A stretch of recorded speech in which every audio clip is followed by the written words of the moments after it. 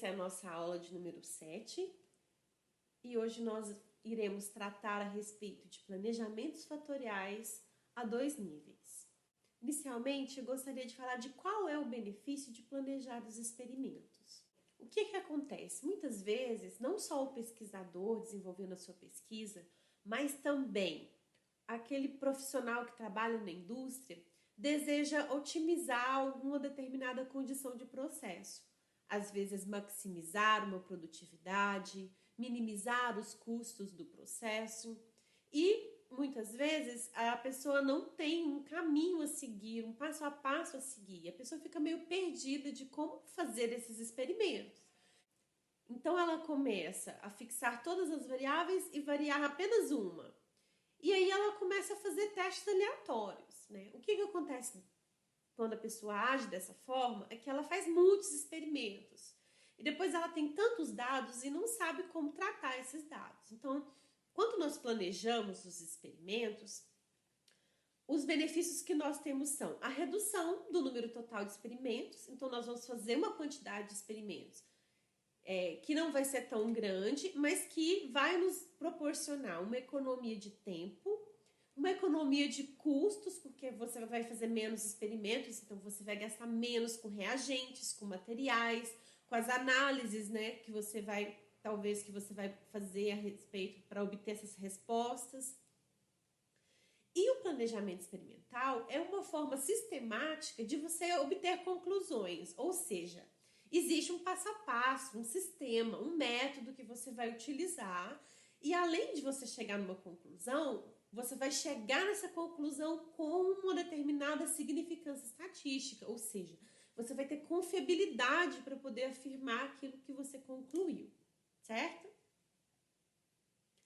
Vamos falar então hoje como que a gente pode planejar os experimentos. Para isso nós vamos utilizar um exemplo, que nós vamos chamar de exemplo 16, tá? Que é relacionado então a uma reação. Então nós temos aqui, nós desejamos encontrar as condições que maximizam a produtividade da substância P.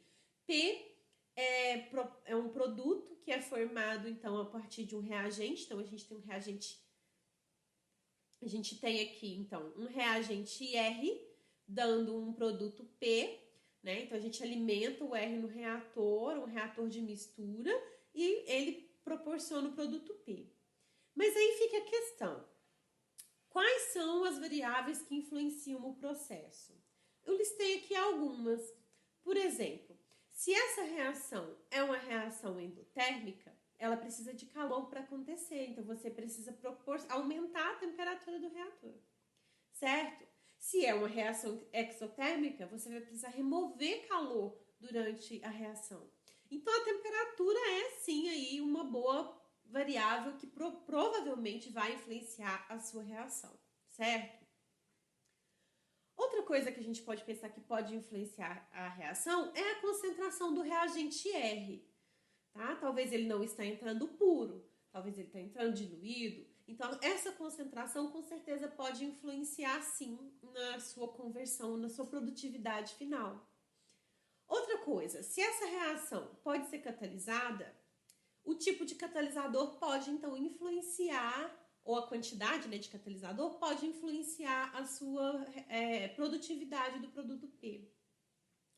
Mas aí, outra coisa, o reator é um reator de mistura, certo? Então, o reator de mistura precisa estar com uma mistura perfeita, ou mais próximo possível da perfeita. Então, a gente poderia dizer que a rotação desse agitador pode, então, influenciar nessa reação? Se eu não promover, então, uma mistura perfeita, a rotação for muito baixa, provavelmente eu não vou ter a maior das conversões, certo? A rotação do agitador seria, então, uma variável. Outra coisa, não só a concentração do reagente, mas a vazão desse reagente também poderia ser uma variável. Essa variável vazão de reagente, onde que ela influenciaria? Ela influenciaria, por exemplo, em outra variável que seria o tempo de residência. Mas observe bem, a vazão de reagente, ela influenciaria diretamente no tempo de residência do reagente, né, e do produto P. Ou seja, Se eu tiver, então, uma vazão muito alta, eu posso, às vezes, não ter o tempo de residência necessário para acontecer essa reação. Outra coisa interessante aqui é que essa variável vazão de reagente e o tempo de residência são fatores dependentes um do outro. Então, quando a gente vai selecionar as variáveis que nós vamos estudar no planejamento experimental, nós precisamos evitar trabalhar com variáveis que sejam dependentes umas das outras. Ou seja, eu não tenho como fixar um tempo de residência de 10 segundos e mudar e ficar variando a vazão. Por quê? Porque o tempo de residência ele é justamente um resultado da vazão de reagente que eu escolhi. Então, essas duas variáveis, elas são variáveis dependentes umas das outras, certo? Aí você me diz, professora, mas olha para você ver, você citou aí 5 variáveis independentes. Eu tenho condições de estudar todas essas variáveis? E aí fica essa questão. Muitas vezes nós não vamos conseguir estudar todas as variáveis que podem influenciar um processo. Então nós vamos dar umas sugestões, por exemplo, de como o que a gente pode fazer, de quais variáveis selecionar. Por exemplo, a rotação. Né? Quais variáveis então eu desejo estudar? Como eu vou saber quais variáveis selecionar? No caso, por exemplo, da rotação do agitador, como o reator é um reator de mistura e eu quero que a mistura seja o mais próximo da perfeita, o que eu posso fazer? Eu posso fixar uma rotação do agitador, por exemplo, e fixar essa rotação numa rotação rápida o suficiente para garantir essa mistura perfeita.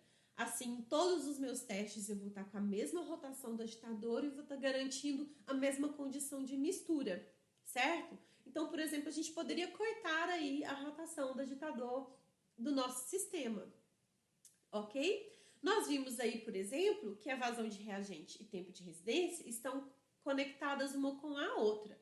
No caso, a gente poderia sim estudar a vazão do reagente, mas acredito que a concentração de alimentação desse reagente ela pode ser um pouco mais significativa.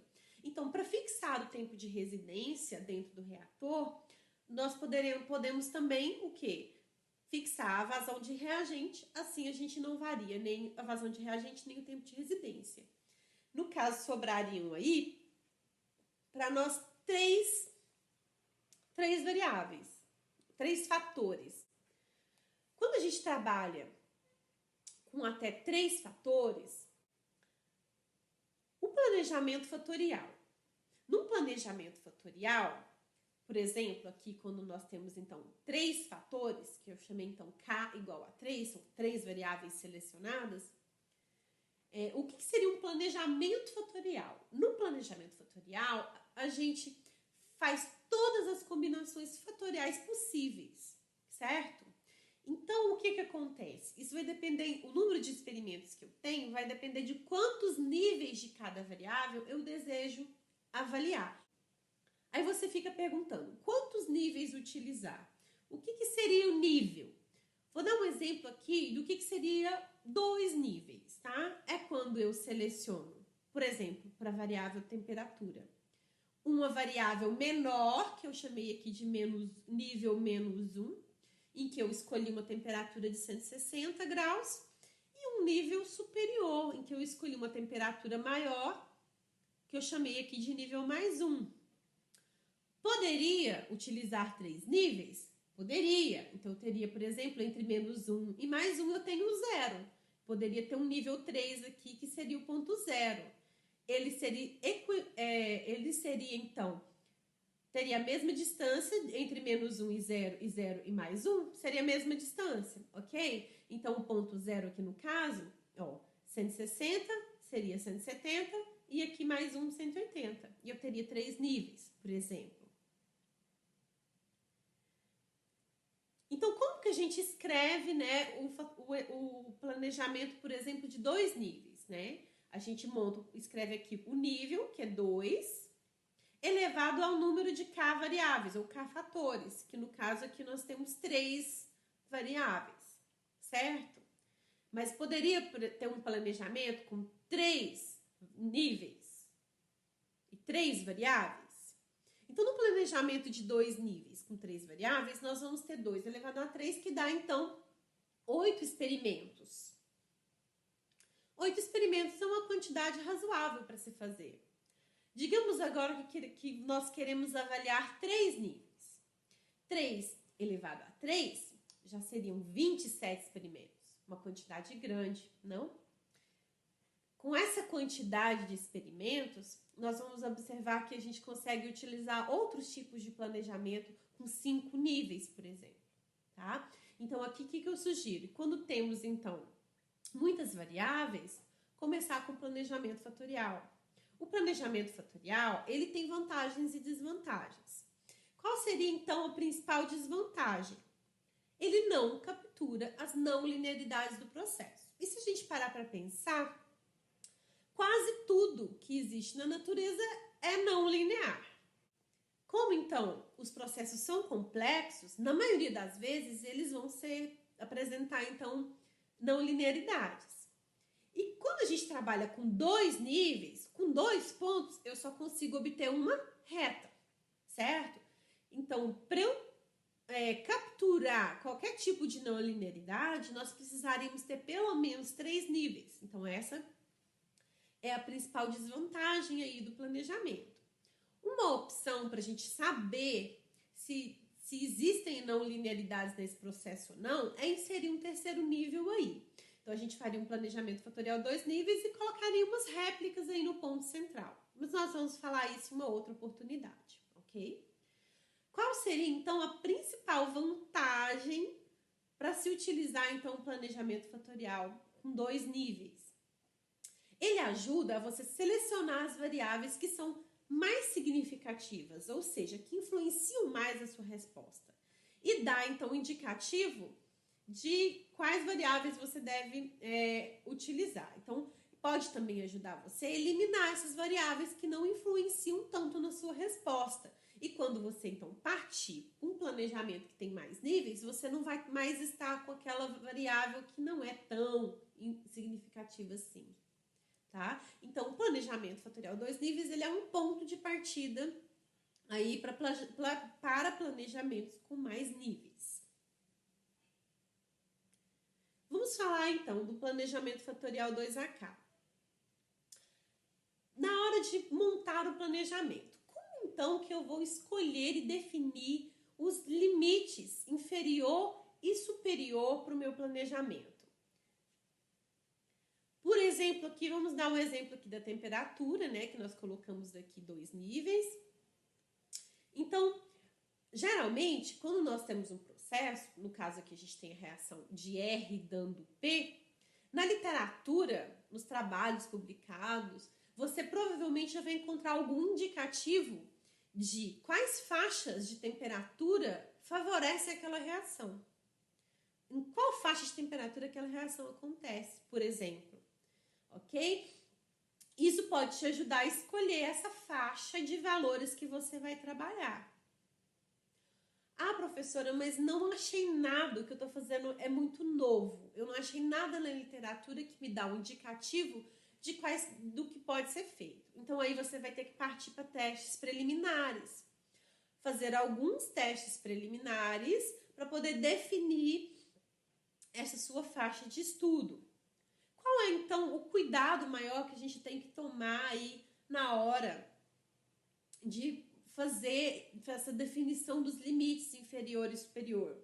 Nós temos que tomar cuidado para que essa diferença que existe de valor entre o nível -1 e o nível +1, ou no caso, se tivesse até o nível 0 aqui, essa diferença, ela tem que ser uma diferença razoável, estatisticamente razoável, ou seja, eu tenho que garantir que quando eu for colocar o meu reator, por exemplo, encamisado, que vai manter essa temperatura, que o sistema experimental consiga fazer essa medida de temperatura de 160, eu ponho lá 160, ponho um controlador de temperatura, por exemplo. Mas qual que é o range dele?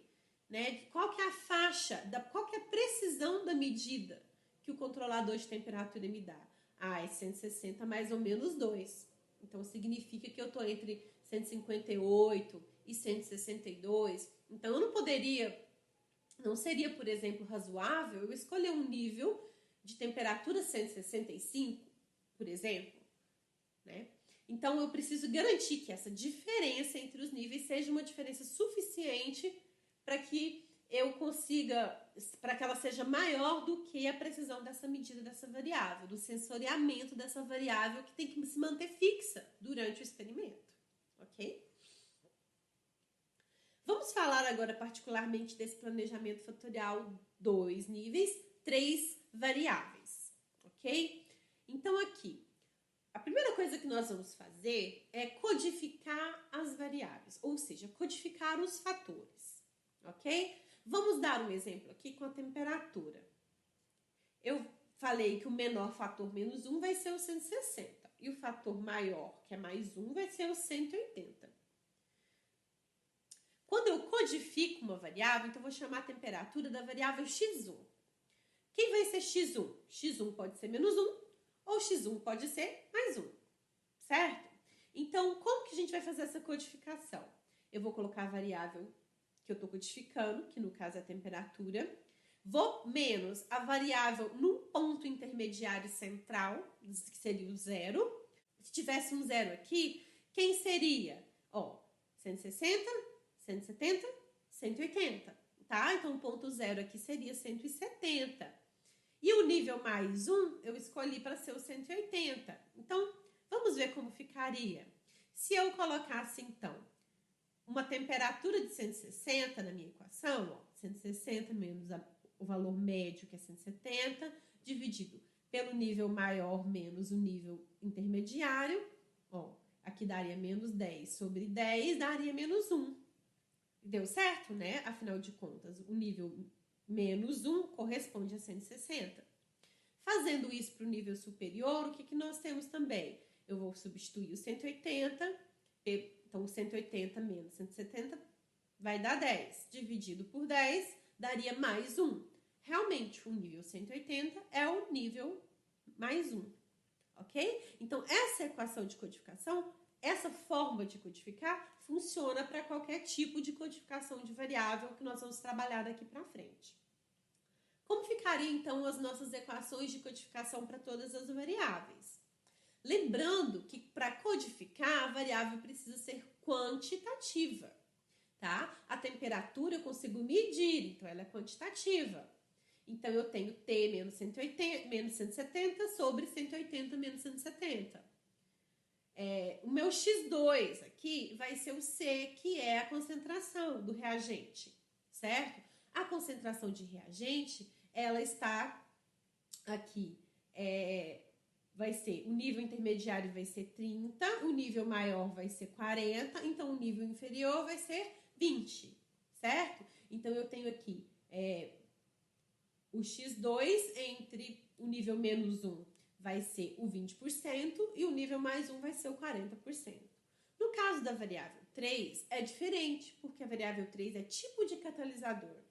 O tipo de catalisador, ele não é uma variável quantitativa, ele é uma variável qualitativa. Então, nós temos aqui, pode ser do tipo A, que eu vou chamar de menos 1, e pode ser do tipo B, que eu vou chamar, então, de mais 1. Como montar, então, a matriz do planejamento experimental? Vou mostrar para vocês agora como montar a matriz do planejamento experimental fatorial 2A3, desse exemplo que nós colocamos no exemplo 16, certo? Então, temos aqui uma coluna que nós vamos colocar o experimento 1, o experimento 2, até o experimento 8. Temos aqui, então, a temperatura. Então, nós vamos começar sempre com o menor nível, menos 1, mais 1, certo? E nós vamos repetir isso para os outros níveis, certo? Para a próxima coluna, que é a concentração, nós vamos colocar menos 1, menos 1, mais 1, mais 1. E vamos repetir isso para os próximos níveis. E aqui na próxima, o que nós faremos? Nós colocaremos menos 1, menos 1, menos 1 e menos 1, mais 1, mais 1, mais 1 e mais 1. Com isso, nós podemos perceber que não existe nenhum experimento que vai repetir condições, certo? Então, olhe para você ver o experimento 1. Ele é feito, então, na menor temperatura, na menor concentração de 20%, com o catalisador A. O que acontece, então? Eu coloquei aqui para vocês, entre parênteses, ó, o nível descodificado. Então, a gente tem aqui o nível codificado para X1 e entre parênteses está a temperatura. Então, menos 1 corresponde a 160, mais 1 a 180. O nível menos 1 de concentração corresponde a 20%, o nível mais 1 a 40%. E o quanto o nível menos 1 corresponde ao catalisador A e o nível mais 1 corresponde ao catalisador B. De posse, então, dessa matriz de planejamento, o que você vai fazer? Você vai para o laboratório fazer esse teste, fazer esse experimento. Você pode fazer os experimentos de forma aleatória. Por exemplo, hoje eu vou começar com o experimento 5.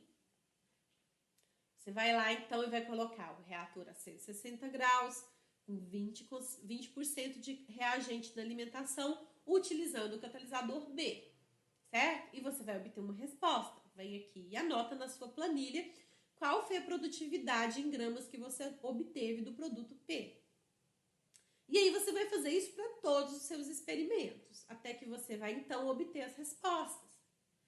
Quando você está, então, com a sua matriz completa, com todas as respostas que você deseja avaliar, lembrando que pode ser mais de uma resposta, nós vamos agora passar para a análise, né, dos efeitos que cada uma dessas variáveis tem sobre a resposta de produtividade, que eu vou chamar a partir de agora de Y, a resposta, ok? Como podemos, então, fazer o cálculo dos efeitos principais, ou seja, o efeito individual da temperatura sobre a produtividade? Coloquei aqui a nossa matriz de planejamento com a resposta, e nós vamos agora, então, fazer o cálculo do efeito principal da temperatura. O que é um efeito, então, principal? O efeito principal de um fator também é dado por uma diferença entre as médias do nível maior menos o nível menor. Então, é o efeito que acontece quando eu mantenho uma concentração e o catalisador e passo do nível positivo para o nível negativo, certo? Então, olha aqui. O que nós vamos fazer para construir essa tabela que nós montamos aqui? Então, ó, primeiro eu vou fixar para a concentração de 20 catalisador de A, quem eu tenho? Ó, concentração, catalisador A, concentração de 20, experimentos 1 em 2. Então, vou fazer o Y2, que é 72, menos o Y1, que é 60. Isso me dá 12, ok? Vou fazer isso agora para o próximo experimento, ó, que eu mantenho o catalisador A, concentração de 40, ó. Catalisador A, concentração de 40, Y4 menos Y3, então me dá 14. Fazendo então para o catalisador B, para concentração aqui de 20, nós temos o Y6 menos o Y5, ok? Que dá 31. Fazendo então a mesma coisa agora para o próximo catalisador B, concentração de 40, Y8 menos Y7 me dá 35. Tá? Então, eu tenho esses fatores aqui, né, individuais, e posso fazer a média, por exemplo, né, o efeito principal é quem? Ele é a média da temperatura dada por essas 4 medidas. Então, eu vou fazer 12 mais 14 mais 31 mais 35, dividido por 4, me dá 23. Uma outra forma de se fazer essa conta seria pegar todos os valores em que eu tenho a temperatura positiva de 180, ó, então eu pegaria 72, 68, 83 e 80, faria a média desses valores, menos a média dos valores inferiores, que seria a média de 72, 68, 83 e 80. Que, na verdade, é como se eu rearranjasse isso aqui que está nessa tabela. Tá? A gente vai fazer isso durante o nosso exercício, ok? Temos, então, o efeito principal da temperatura, que foi 23. Ou seja, quando eu saio do nível, quando eu saio, então, de uma temperatura mais baixa para uma temperatura mais alta, eu estou aumentando a minha produtividade em 23 gramas, que é a unidade aqui que a gente tem da nossa produtividade, certo? Mas vamos olhar outra coisa interessante? Olha aqui, quando a gente tem o catalisador A, a resposta foi bem mais baixa do que quando eu tenho o catalisador B, certo? Ou seja, também, quando eu tô trabalhando com o catalisador B, eu tô conseguindo aí, o efeito da temperatura foi mais significativo quando eu tenho catalisador B. Olha que interessante. Então, pode ser que exista algum tipo de interação entre esses dois fatores, certo? Vamos fazer agora o cálculo do efeito principal para concentração, que é a nossa variável x2, para montar essa tabela. Como que a gente faria isso, então? Eu fixo o catalisador, fixo a temperatura e saio do nível de 20 para 40%. Então, ó, é sempre o nível maior, 40, então, a mesma catalisador A, temperatura igual de 160. Vou fazer o Y3, que é a maior concentração, menos o Y1, que é a menor concentração. Deu aqui 54 menos 60 dá menos 6. Para o catalisador A, mas com 180, a gente tem aqui, ó, com 180, né? A gente tem o 68 menos o 72. Para o catalisador B, a 160, a gente tem, ó, 45 menos 52, dá menos 7. Enquanto para o próximo, a gente tem aqui 80 menos 83, que dá menos 3, certo? Agora, a gente vai fazer o quê? A média desses valores é o efeito principal aí da concentração. Então, menos 6, menos 4, menos 10, menos 17, menos 20, dividido por 4, vai dar menos 5. Ou seja, quando eu saio da concentração de 20 e vou para a concentração de 40, eu diminuo a minha produtividade em 5 gramas, ok? O que mostra, então, que o efeito da concentração aqui, o aumento da concentração, leva a uma diminuição, então, aí, da nossa conversão, da nossa produtividade. Fazendo agora o efeito principal para o catalisador, nós vamos fazer da mesma forma. Ó, mantendo uma concentração de 20 e uma temperatura de 160, o que acontece quando eu saio, então, do B, que é o nível mais 1, pro A? A gente tem aqui, ó, então, quando eu tenho o catalisador B, 52, para o catalisador A, 60, dá menos 8. Quando eu tenho, então, para a temperatura, então, de 180 e concentrações de 20, eu saio do nível, né, mais 1 do catalisador para o nível menos 1. Então, 83 menos 72, 11. O próximo, né, 45 menos 54 menos 9. E aqui, 80 menos 68, a gente tem 12. Fazendo, então, a média desses valores, desses efeitos, a gente, né, dividindo, então, somando e dividindo por 4, a gente tem aqui 1,5. Ou seja, quando eu saio do catalisador e começo a utilizar o catalisador B, eu consigo aumentar em 1,5 gramas a minha produtividade. É o efeito, então, do catalisador. Nós também podemos fazer a representação geométrica desse experimento. Afinal de contas, 2 elevado a 3, né, a gente tem 2 níveis e 3 variáveis. 3 seria como se fosse a nossa dimensão do nosso planejamento.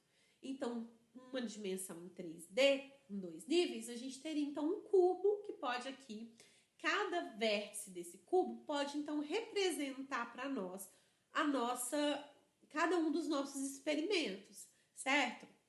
Então, a gente teria aqui, ó, o nível, por exemplo, menos 1 para concentração, o nível mais 1 para concentração, o nível menos 1 para a temperatura, o nível mais 1 para a temperatura. E aqui o nível menos A, menos 1, que é o catalisador A, e o nível mais 1, que é o catalisador B.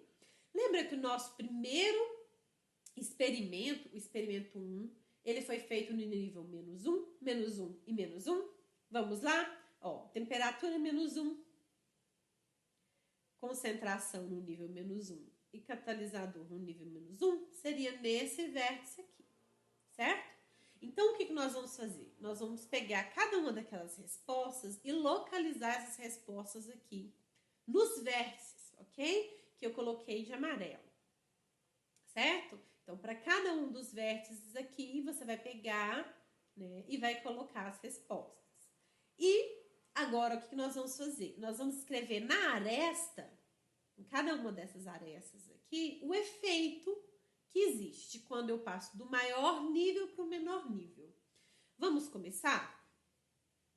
Vamos fazer aqui com a concentração. O que eu tenho aqui? Ó? O nível maior, que é o 54, menos o 60, me dá menos 6, ok? Fazendo aqui para esse de trás. Então, quando eu tenho aqui, ó, o nível maior da concentração, 45 menos o 52, me dá menos 7. Para essa outra aresta, quando a gente tem aqui o nível maior de concentração, 68, menos o 72, dá menos 4. E quando eu tenho aqui, para essa aresta, o 80 menos o 83, eu tenho menos 3. Vamos fazer agora para a temperatura, certo? Então, passando do 72 para o 60, a gente tem mais 12, ok? Passando agora do 83 para o 52, eu tenho mais 31. Passando agora do 68 para o 54, eu tenho mais 14.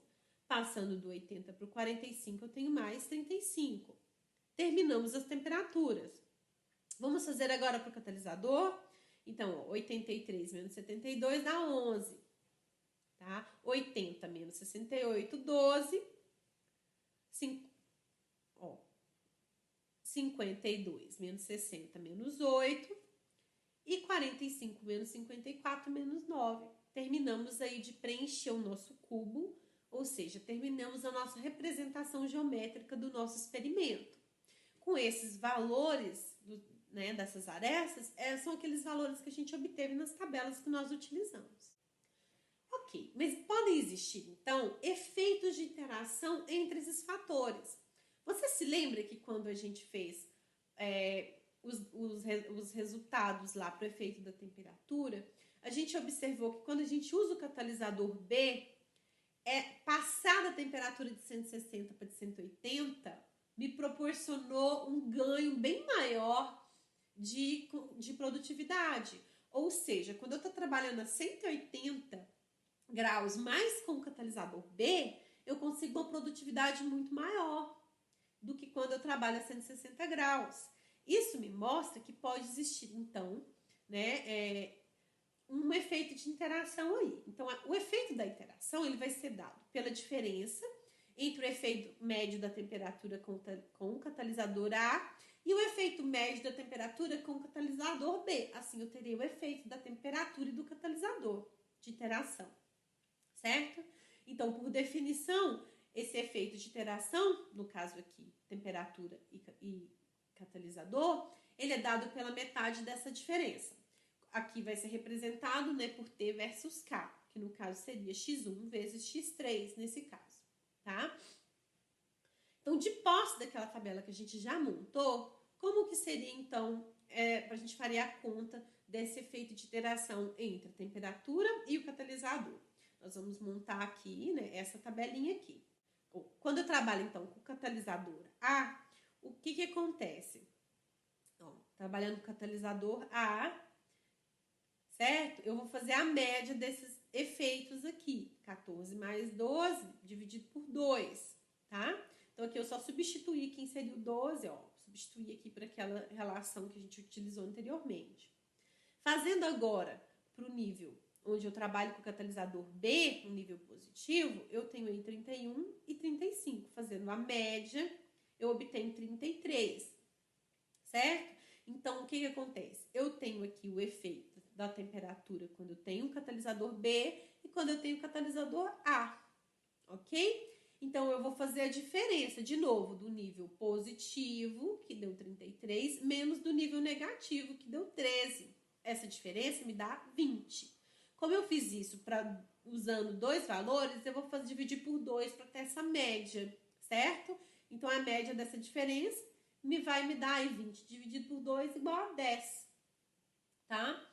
Então, aqui eu só coloquei para você como que ficaria uma forma da gente poder, uma fórmula já da gente poder fazer essa conta do efeito de interação, já pensando aqui no que a gente acabou de fazer na tabela. Eu sugiro que você monte essa tabela, é muito rápido e vai ajudar você a entender o que você está fazendo. Temos aqui, então, o efeito de interação, né, que é TK, que 20 sobre 2, que é igual a 10. Vamos agora calcular, então, o efeito de interação, né, da temperatura com a concentração e da concentração com o catalisador, tá? Partindo das tabelas que nós fizemos para os efeitos principais. Vamos construir, então, essa tabela, que é, na verdade, o que a gente vai fazer? A gente vai pegar para a concentração maior, para a concentração de 20, que é o menor, ó, concentração de 20, certo? Quem é o efeito da média da temperatura? Então, eu tenho aqui o 12 e o 31, a média de 12 com 31 vai me dar o 21,5 aqui para 20%, certo? Pegando agora para 40%, ó, a gente tem, então, o 14 mais o 35, que dividido por 2 vai me dar, então, o 24,5, certo? Vamos agora fazer a diferença entre o nível positivo e o nível negativo. Então, 24,5 menos 21,5 vai me dar 3. 3 dividido por 2, eu obtenho aí o valor da interação de 1,5. Vamos fazer agora a mesma coisa para a interação entre a concentração e o catalisador. Então, eu preciso de uma tabela que traga para mim efeitos da mudança de um deles, no caso aqui da concentração. Certo? Então, a gente vai construir essa tabelinha aqui, em que eu vou ver o efeito médio da concentração com o catalisador. Então, temos aqui os valores em que eu tenho o catalisador A. Então, o catalisador A aqui está de azul, menos 4 com menos 10, menos 6 com menos 4 dá menos 10, e dividido por 2 dá menos 5, certo? Marcando aí agora, para o catalisador B, a gente tem menos 7 com menos 3 dá menos 10, que dividido, então, por 2 me dá menos 5 também. Ok? Fazendo, então, a diferença, menos 5 menos 5, temos 0. Nesse caso, 0 dividido por 2 dá 0. A gente vê que não existe, então, um efeito de interação entre o catalisador e a concentração, certo? Apenas entre o catalisador e a temperatura e entre a temperatura e a concentração. Mas aí o que acontece? Podemos ter o efeito de interação entre 3 fatores. Geralmente, por via de regra, essa interação entre 3 fatores, ela não é significativa, mas ela pode dar um valor que depois a gente vai aprender a calcular se ele é significativo ou não. Como que seria feito isso então? Eu pego a interação de T com C, que é a concentração, para o catalisador B, e a interação de T e C com o catalisador A. Tá? No caso aqui, a gente teria a média de Y8 menos Y7, então, ó, seria 35 menos 31, dividido, ou seja, com o catalisador B, 35 menos 31 dividido por 2, 2. 14 menos 12, né, me daria 2. A metade disso dá 1, certo? Fazendo, então, a diferença do nível positivo para o nível negativo, 2 menos 1, dividido por 2, me dá aí meio. Aqui está uma fórmula geral de como você poderia, então, fazer o cálculo dessa interação entre T, C e K ao mesmo tempo, deu um valor de meio, ou seja, bem próximo de zero. Provavelmente ela não é uma não é uma interação significativa. Como que vamos então interpretar esses resultados? O que nós fizemos aqui foi calcular os efeitos. Então a gente tem aqui o efeito e os estimadores, os valores que a gente obteve. Quem que seria a média de todos os resultados que eu obtive? 64,25. E aí, a partir dessa média, eu vou ter o efeito principal de cada uma dessas variáveis. Então, eu sei que se eu sair da menor temperatura e for para a maior temperatura, eu aumento em 23 unidades na média de concentração. Então, quando eu olho os efeitos todos aqui, o que eu posso dizer? Que aquela variável que mais influenciou o meu processo foi a temperatura, porque ela tem em módulo o maior valor. Depois dela foi a interação entre a temperatura e o catalisador. Depois dela foi a concentração, que deu aí sim, ou seja, o aumento da temperatura e utilizar o catalisador B, que é o nível positivo, eles aumentam a minha produtividade final. No entanto, é preciso tomar cuidado, afinal de contas, as interações aqui são significativas, certo? Isso significa que é muito difícil fazer uma análise da temperatura, do efeito da temperatura, por exemplo, porque ele aparece tanto na sua forma individual, quanto na interação, ok? E ele aparece em duas interações.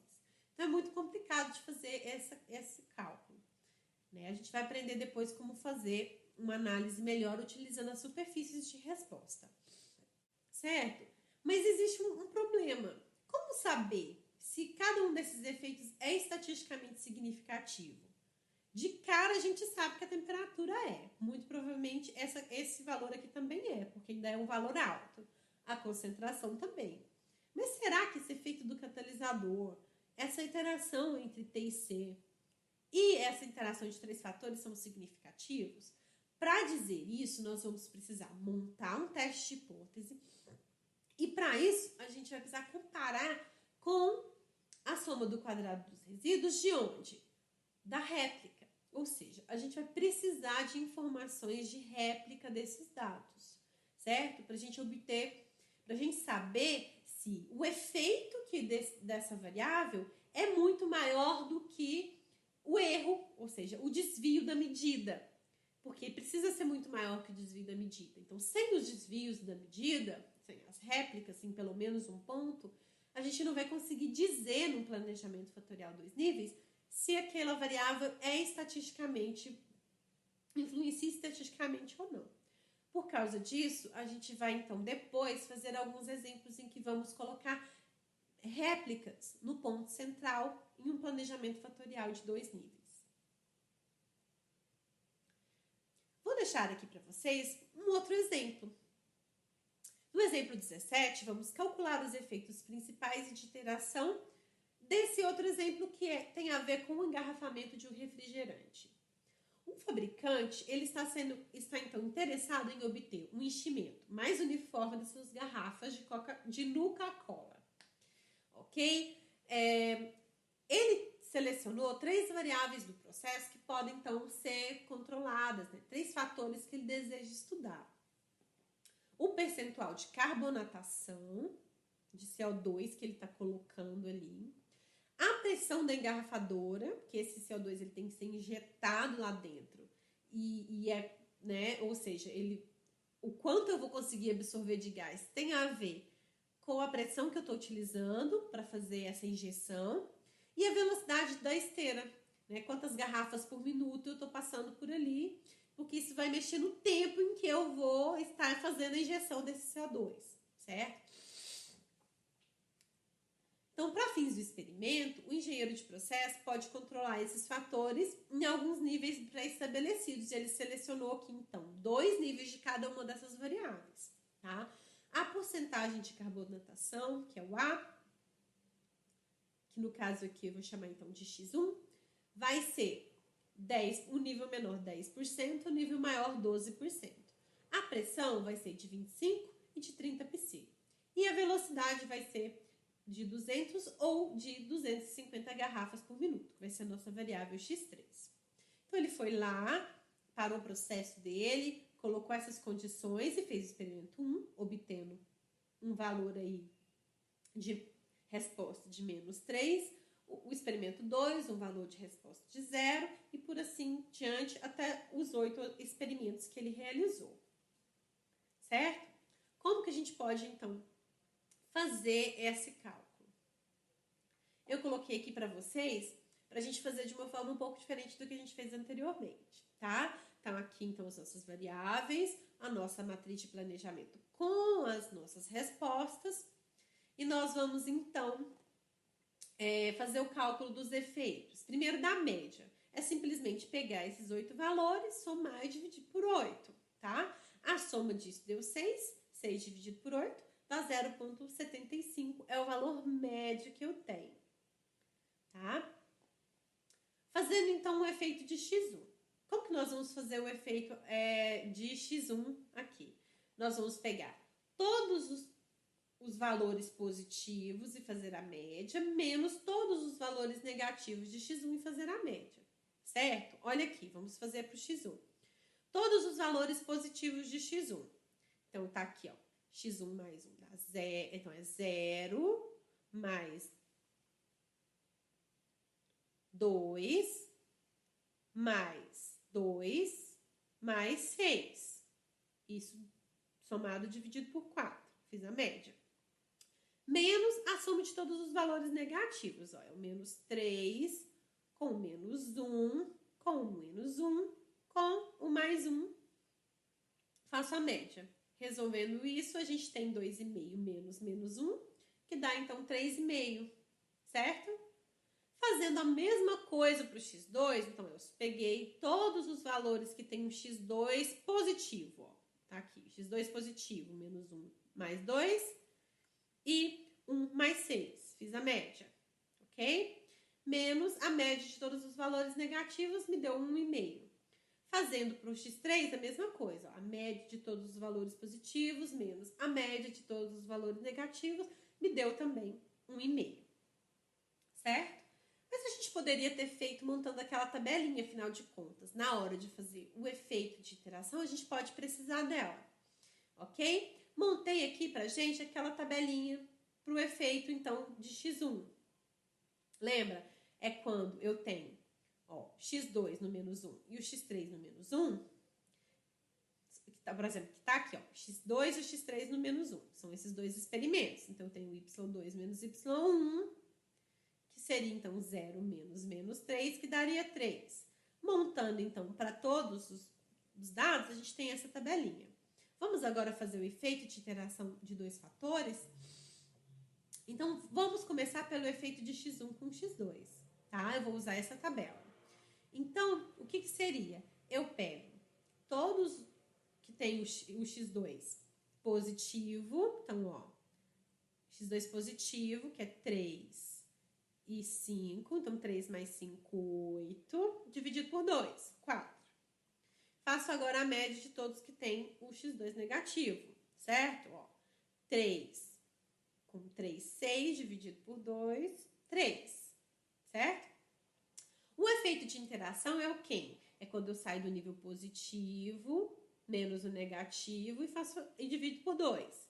Então, 4 menos 3, 1, dividido por 2, meio. Então, o nosso efeito de interação aí, x1, x2, é meio. Podemos fazer, então, a mesma coisa, né, utilizando essa tabelinha, para o efeito de interação entre x1 e x3, certo? Temos aqui, ó, quando o x3 está no nível positivo, ó, positivo para x3 seria 3 mais 5, 8 dividido por 2, 4, ok? Quando eu estou no nível negativo de x3, eu tenho 3 mais 3, 6 dividido por 2, 3, ok? Fazendo agora a iteração, que é, eu pego o nível positivo, que deu 4, menos o nível negativo, que é 3, dá 1. Divido isso por 2, tenho aí que x1, x3 é meio, ok? Você pode ir lá montar outra tabelinha dessa e fazer a interação x1, x3, vai dar meio, ok? ok? Aqui temos, então, a interação entre x1, x2 e x3, que é dada por aquela fórmula que a gente mostrou anteriormente, tá? Substituindo todos os valores aqui dos y, a gente consegue encontrar que a interação entre os três fatores também é meio. Ok, se geralmente a interação entre três fatores não costuma ser significativa e ela é meio, isso mostra que as interações x1, x2, x1, x3,